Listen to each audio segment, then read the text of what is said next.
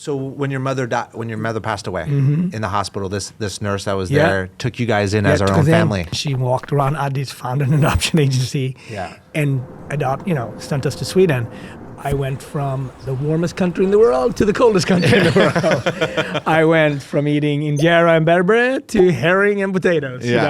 But I was always surrounded with love. You know what I mean? Like you realize how extremely lucky you are, right? Yeah.